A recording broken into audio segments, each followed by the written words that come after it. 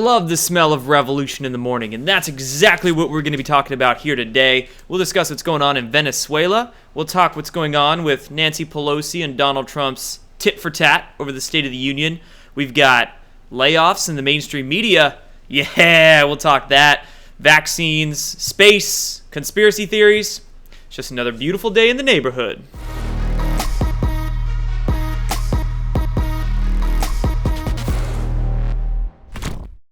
This show is brought to you by NOBLEGOLD Investments. NOBLEGOLD is an American-based company that helps you to invest your money into precious metals like gold and silver. Countries around the world are beginning to stockpile precious metals because they know that the prices are only going to continue to rise. Palladium is a lesser-known metal you can invest in that has recently hit all-time highs. Keep your money safe from stock market fluctuations by having NOBLEGOLD help you invest. Free ebook guides and a link to their website will be in the description below. Alright guys, so one thing before we get into all the information I want to share with you today, just reminding you, if you didn't know, my website, jordansather.com, is up, it's live. If you haven't signed up for the newsletter there, please go do so. All that it requires is your email, it's totally free, but when I upload new videos, when I release content on my website, when I have new events to announce, that's where you'll hear everything first. So please go sign up, jordansather.com, for that newsletter. Now getting into today's topics, first and foremost, Venezuela. We have massive protests, a massive uprising going on there, and Donald Trump recognized the opposition leader, Guaido, if I'm getting that right, Guaido, as the new leader of the country as the protests are expanding. So here's an article from Bloomberg, and of course Bloomberg isn't really going to show the whole context of the protests. So we're going to go over here to a gatewaypundit.com article, and then you can see here we have the aerial shots of how many thousands and thousands, they're saying hundreds of thousands of people are taking to the streets to protest the failed socialist regime in Venezuela. And you can see all these shots, so many people there. And then Donald Trump, of course, announcing that he is seeing the opposition leader as the new leader of Venezuela. I mean, the people are uprising. Countries around the world, yellow vest protests, Venezuelan protests. It's really only a matter of time until those uprisings really start happening here. I mean, a lot of uprisings here in America are happening on the internet, of course, but the direct action, the in-person protests, I think we're going to start seeing a lot of yellow vests around this country. And heck, maybe I'll just buy a bunch and hand them out on this channel. Try to get things moving on that front. Now let's talk about the State of the Union. So Nancy Pelosi, Donald Trump doing some back and forth this week over the State of the Union address. Nancy Pelosi sending a letter to Donald Trump, basically trying to stop him as if she has authority to do that, stop him from doing the State of the Union address. We'll take a look actually at that letter in a second here. Some very intriguing things with Nancy Pelosi's signature on her own letter. But Donald Trump then late last night in a couple of tweets calling off the State of the Union address, basically agreeing, saying, I will do the address when the shutdown is over. So many people are believing that Donald Trump caved to Nancy Pelosi, but in fact, I don't think that's the case. Maybe he's giving up the State of the Union right now in the meantime, but I personally think that he's going to do another speech. He's probably going to do a replacement speech that's not the State of the Union, but on the same day that the State of the Union was supposed to be, or something to that effect. You know, we know Donald Trump. When you think he's lost, he's not really lost. He's plotting and scheming to come back even harder. It's the art of war. Donald Trump's very good at that. So I'm sure there's something that Donald Trump's plotting, scheming, gonna do to replace that State of the Union. Heck, I think it would be hilarious if he did a speech that same day, called a national emergency during that speech, get the wall built, get the shutdown ended, and then do his State of the Union address like the very next couple of days. I think that would be great, but we're still going to get a State of the Union. I think we're going to get a replacement speech, and definitely not lost. Now let's take a look at Nancy Pelosi's letter. So this is the letter that came out yesterday from Nancy Pelosi, Speaker of the House, trying to strong-arm Donald Trump, from not doing the State of the Union. But look at her signature here. This is a tweet from @IncarnatedET. I'll go ahead and link it down below. But he posted this up. Maybe he found it on the chans from an anon. But man, this is some great pattern recognition. Look at Nancy Pelosi's signature from documents in the past. You can see how, it's pretty much the same each and every time. She signed, thousands of letters during her lifetime. But the N, look at the N. This is what we're highlighting here. That N. And in the letter yesterday, that doesn't look like a Nancy Pelosi N. In fact, that doesn't look like a Nancy Pelosi signature, period. Look at the capital N. Look at the P. Look at the L. You've got the S. That S doesn't look like her normal S here. Her I. It just seems all off. Did Nancy Pelosi actually sign this? Maybe she was drunk. Maybe she was running up a tab on one of those flights that she always takes and ends up costing like tens of thousands of dollars just in food and liquor. Maybe she was drunk when she signed this. Heck, I don't know. But regardless, that doesn't look like Nancy Pelosi's signature. All right? So very weird things. Very weird things going on with all of this theater. Again, just theater, but very weird things going on with it. But hey, it's fun to deduce it, analyze it all. Next topic. Let's talk about Backpage.com. So, remember last year, Backpage.com was taken down and hit by the federal government for various allegations. And in a court filing that was filed, as you can see here, January 22nd, so just 2 days ago, in the District of Arizona, look at all of these bank accounts that have been seized by the federal government in this case against Backpage.com. We've got funds seized from Bank of America, Bank of the West, JP Morgan Chase, a lot of these large banks that Backpage.com was banking with. But check out down here. This is something a lot of people began noticing. Funds in a U.S. bank account in the name of Perkins Coie LLP, with the estimated value of being nearly $3 million. What the heck? U.S. bank account in the name of Perkins Coie. Okay, here's a couple of dots to connect with this. Perkins Coie, very large company, lawyer company, headquartered out of Seattle, actually. This was the company where Hillary Clinton's top lawyer was from that had a hand in creating that phony Trump dossier, the dossier that was used to wiretap Donald Trump and his campaign. Not only that, but his presidential transition team, right? That phony dossier, Perkins Coie, was the company that Clinton's top lawyer worked for. So, indirectly, this is basically one of Hillary Clinton's companies that represented her. Lawyer from that. What the heck? And now, Backpage.com, we have nearly $3 million in a bank account being seized in the name of Perkins Coie. People think things aren't moving. People think nothing's happening, but things are absolutely happening. And when you dig for bits of data, such as this, when you lurk, when you scour the internet, right? Scour 8chan and Twitter and places where people are posting these sorts of pieces of information, you can find that a lot of stuff is happening. Very intriguing that we found this in the Backpage.com court case. This dot to connect here with Perkins Coie. Much more on this, I'm sure.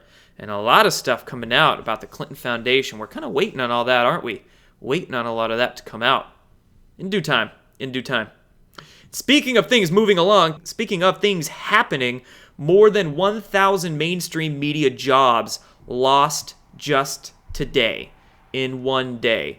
This comes from organizations such as the Huffington Post. I believe the Huffington Post even had to cancel their whole opinion section on their website. They laid off that whole team that was working on the Huffington Post opinion section. Not just that, but many of these layoffs are from BuzzFeed, Verizon Media cutting nearly 1,000 jobs itself, 800 jobs from Verizon Media. Verizon Media is the home of Yahoo, Huffington Post, like I mentioned, and others. So, man, shoot, I don't like when people have to lose their jobs, but they can always get new jobs. They can always do something that's a little more honorable than working for the mainstream media, right?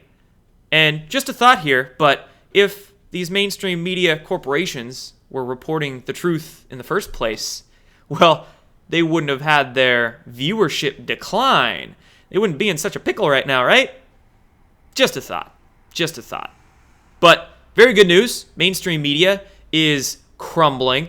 And at the very same time, when citizen-led independent journalism, such as what you're watching right now, is growing exponentially. It's spreading like wildfire. I mean, how many new independent citizen journalists do we see popping up with websites and YouTube channels and Twitter feeds all the time? It's amazing. It's amazing how people are getting inspired to create their own brands and to do their own work through the internet. And not just that, but citizen independent journalism is growing at this rate that it's growing through the censorship. I mean, shoot, YouTube, Facebook, Twitter, they've all been censoring for a year, 2 years now, even longer than that in some regards. Shadow banning, demonetizing, terminating accounts. My YouTube channel happened twice with it. So citizen journalism is growing through the censorship even faster than the mainstream media. Mainstream media losing. Very good news. Stuff is absolutely happening. And I love tracking it. Nothing I'd rather be doing than these YouTube videos for you guys. It's so much fun. Now moving on, let's talk about conspiracy theories. What else do I talk about? I don't know. But TheGuardian.com here, running this article, it says, trapped in a hoax, survivors of conspiracy theories speak out. Whoa. Let's take a look at this subtitle. What happens to those caught up in the toxic lies of conspiracy theorists? Quick question here. Do you guys think I peddle toxic lies? Do you think I lie? Do you think what I say is toxic? I would disagree. But anyway, The Guardian spoke to 5 victims whose lives were wrecked by falsehoods. Whoa! Okay, so 5 people were interviewed by The Guardian about these, quote, falsehoods, these toxic lies, these conspiracy theories, this fake news that they're calling it, right? And these 5 individuals, now, first of all, 3 of them I'd never heard of. I didn't know any of the story behind them, so I'm not going to talk about those 3 people here. This is one of them, Marcel Fontaine. Never heard that name in my life. Let's see. Here's another person. This has to do with Sandy Hook. Lenny Posner, targeted after he lost his child at Sandy Hook. I don't know who that is. I've never talked about him in my life. Again, you know, they say there's toxic lies that conspiracy theorists spread. I don't spread lies, first of all. Second of all, none of what I say is toxic. I just put the truth out there to help people, right? And if somebody isn't in the way, if somebody isn't harming people, I'm not going to talk about them. So, don't know who these people are. But Paul Offit, we'll get to Paul Offit in a sec. Let's see here. Yeah, a lot to say about Mr. Paul Offit. Brianna Wu attacked by #Gamergate trolls. Again, I had literally never heard about Gamergate in my life. I had no idea what it was. I had to get the backstory from this article itself, because again, I'd never heard of it. So we're not going to discuss that here. But the last one, James Alefantis, falsely accused, The Guardian claims, of running a pedophile ring. Falsely accused. Well, first of all, the allegations of him being a pedophile and involved in child trafficking have never been debunked. Okay, so are they false accusations? Well, bring it to court, man. Make them false yourself. But yet, no one's done that. There's been no court proceeding for Pizzagate, right? James Alefantis, that's not even his real name, first of all. Alefantis, go look up what that means in French. Les enfants, right? Small children. And let's see here, goes into all this BS about Pizzagate, spinning the narrative, lie. They say people like me lie. Oh my God, look at The Guardian here. Horrible stuff. So anyway, they must be desperate, right? They must be desperate to get such good photographs like this, to take the time to interview all these 5 people. I mean, geez, they must be scared about the truth about Pizzagate blowing up, right? We know they're scared about the truth about vaccines blowing up. This is why Paul Offit needs to cry, play victim. They're all playing victim here. Oh, boo-hoo. Dr. Offit making millions of dollars off of his vaccines and shilling for Big Pharma. What a victim, right? What a victim. James Alefantis, what was he? One of the most powerful people in Washington, D.C., being a pizza shop owner? That's weird. Poor victim, poor victim. Oh my gosh. They're both so wealthy, but they're victims. Oh God, Paul Offit, you're just a horrible person. Horrible, horrible people. That's enough on that. Moving on, speaking of vaccines as well, the Daily Caller here really kind of bumming me out because I typically enjoy the Daily Caller's reporting, but they failed with this one. They said, Portland faces emergency measles outbreak due to large population of anti-vaxxers. First of all, let's redo that headline. Let's redo that. What it really should say is, Portland faces emergency measles outbreak due to large population of unhealthy citizens that listen to all of Big Pharma and Big Medicine's propaganda lies. Really, that's what makes you unhealthy. That's what makes you susceptible to disease. Living an unhealthy lifestyle, making bad choices, eating bad food, living in a bad environment. I would imagine some of the environment there around Portland isn't the healthiest to live in, right? And not just that, but vaccines. I mean, shoot, you're injecting DNA, heavy metals, nanoparticles, mycoplasma, who knows what else, right into your blood through vaccines. Is that going to make you healthy? It's not going to make you healthy, in fact. So, Daily Caller really fumbling the ball with this one. Look, they're even going off of what the Washington Post reports. Oh, gosh, it's like, even if it's not a mainstream media outlet that sucks, you know, like the Daily Caller, they're not one that typically sucks. We tend to find a little more truthful stuff come out of the Daily Caller, but they still ain't that woke. Still some waking up that people in these mainstream media organizations still have to do. So, and definitely by the way of vaccines. I mean, let's just look at all the propaganda coming out about vaccines here. The past, day, few hours even, typing vaccine into Google here. Flu science points to another culprit when vaccines fail. Hey, at least they're talking about vaccines failing there. FDA approves another flu vaccine in children as young as 6 months. Ebola vaccine supplies are expected to last. Scientific American is just horrible, horrible deep state science propaganda. Oh, of course, they're talking about the World Health Organization labeling anti-vaxxers as a threat to global health. Oh, here they are talking about the measles outbreak in anti-vaccine hotspot in Washington state. And actually, they claim it's an anti-vaccine hotspot, but I have seen no numbers from these supposed health officials about how many people were vaccinated or not vaccinated in this outbreak. So a lot of lies I'm saying. Of course, the Washington Post, the CIA's own Washington Post, talking about that anti-vaccination hotspot. So just, oh my God. I'm going to talk about vaccines in nearly every video I do from now on because it's just getting so bad. It's getting so bad. The propaganda we're seeing, the lies being spread about it, misinformation, fake news, literally.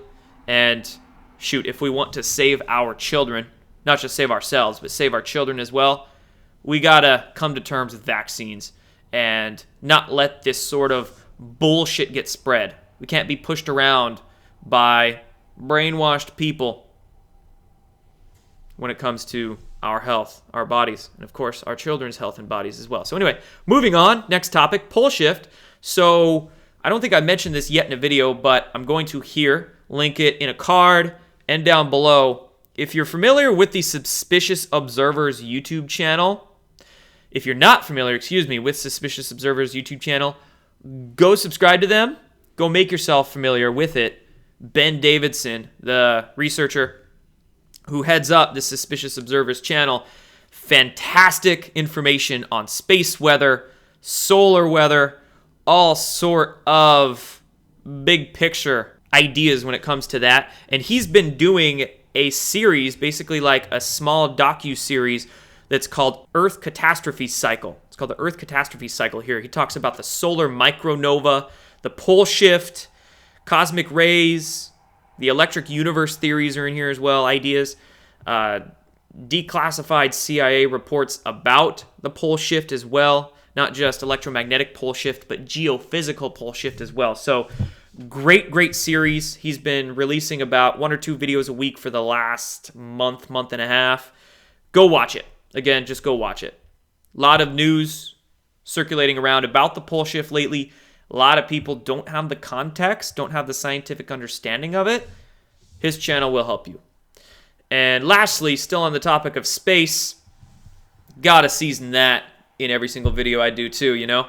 First luxury space hotel plans to offer zero-gravity living for $800,000 a night. Self-described serial entrepreneur behind the Aurora station, they're calling it, says it is selling the astronaut experience and plans to open in 2021, about 2.5 years from now. When I see stuff like this, especially again in The Guardian typically sucks. It's mainstream science, and let's get, of course, into the backstory here. So, do we need rockets anymore? No. Do we need this sort of technology? No. Not at all. Pro tip, right? If you're an entrepreneur, if you want to invest your money in something, don't invest it in this sort of space travel, space technology. Still dealing with rockets, still dealing with mainstream technologies. You know, wait to invest your money, because within the next 5 to 10 years, I can pretty much guarantee you, free energy technologies, anti-gravity technologies, we're talking new physics. We're talking the underground physics that has been developed in secret space programs and the black projects for a long time. I would imagine it's going to start making its way out into the public. It's going to start being disclosed. You know, Donald Trump, during his inauguration speech, said, we're going to unlock the mysteries of space and the technologies of tomorrow. He recently signed that Quantum Initiatives Act. It's trying to get some pretty advanced research spearheaded through American society right now. We've got the Space Force.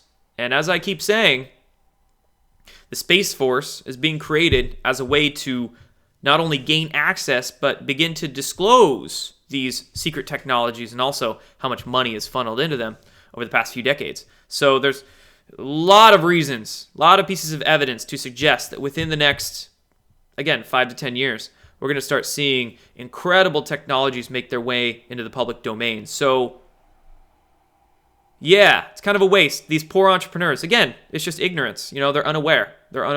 These entrepreneurs are just wasting their money with rocket technology, with kind of old school stuff. You know, this is our grandpa's tech. Save your money. This generation is going to have much more fun, and it's going to be difficult. There's going to be a lot of physics ideas, scientific ideas we're going to have to unlearn and then relearn, but it's going to be a fun process if you can come at it with an open mind and be open to change too. There's a lot of change that's going to take place, of course, with technologies like this, like free energy and anti-gravity, making it out into the public. Lots of change. And this society is going to change amazingly over the next 5 to 10 years. We're talking new paradigm, guys. Whole new paradigm. Okay? This whole Great Awakening, it doesn't just culminate with a few deep staters arrested. No. That's just the beginning. After that happens, after we get some of that deep state behind bars, then comes the, I don't want to say tough part, but the fun part, the exciting part, the part when we really get to work, get our hands dirty, because it's going to allow these technologies to come out. It's going to allow a lot of these esoteric understandings, these secretive understandings that have been kept from us to come out into the public domain. So technological, paradigm changing, medicine is going to get its paradigm changed. Our understanding of history, our understanding with who we are, how our consciousness operates, where we're going as a species. Great Awakening in action. And that's what all of us incarnated right here, right now, to go through. Beautiful time to be alive, guys. And thank you for following along with me through these videos, for tracking this Great Awakening. There's nothing else I'd rather be doing. More videos coming. Thanks for watching. Done.